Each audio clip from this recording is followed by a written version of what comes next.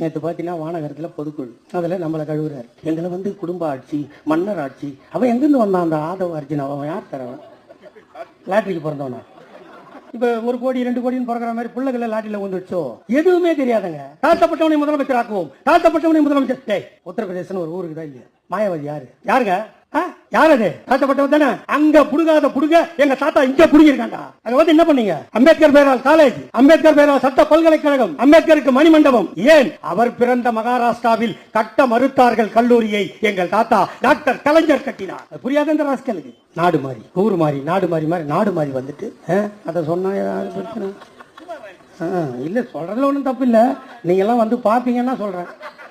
யாரும் வரலடா பாங்க. அது இன்னொருத்தங்கிறான் அந்த நாம் தமிழரா. ஐயோ, 1 நம்பர் ப்ராடுக்கு பிறந்தவனாகிறானப்பா. அவன் சொல்றாங்க அரசியல் மேடைக்கு வந்துட்டு நான் வந்து கராத்தேக்கு போனேன், பிளாக் பெல்ட் பச்சை பெல்ட்லாம் சுத்தி சுத்தி